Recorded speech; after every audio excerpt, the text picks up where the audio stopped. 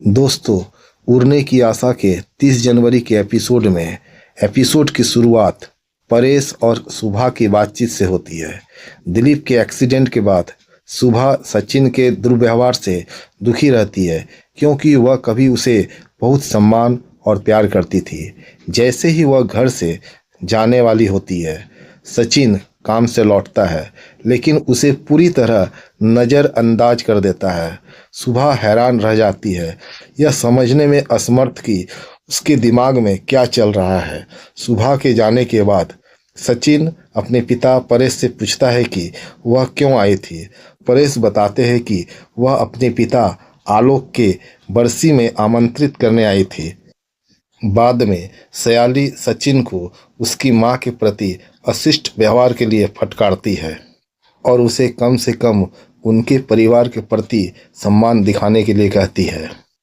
वह सचिन से अनुरोध करती है कि वह उसके पिता की बरसी में शामिल हो, लेकिन सचिन उदास बना रहता है।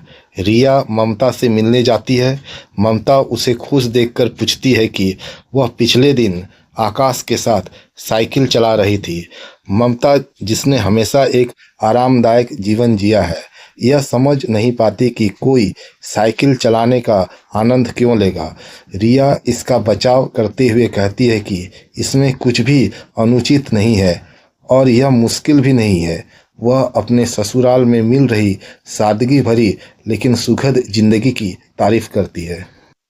हालांकि ममता उसे वापस अपने मायके लाने के लिए भावनात्मक रूप से प्रभावित करने की कोशिश करती है, लेकिन रिया जानती है कि आकाश कभी इसके लिए राजी नहीं होगा।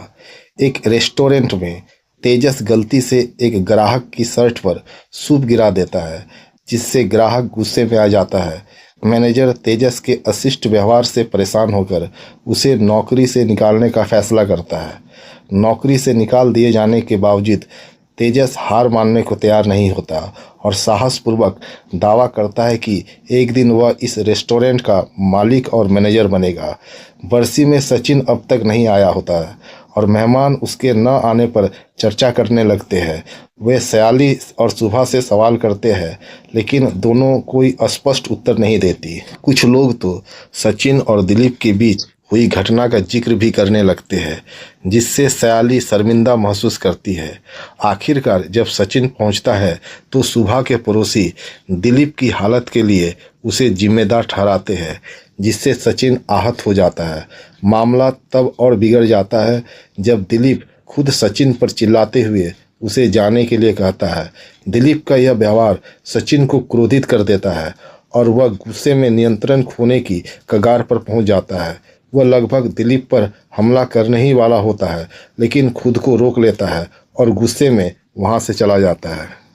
दोस्तों, इसी तरह के अपडेट के लिए चैनल को लाइक और सब्सक्राइब करें।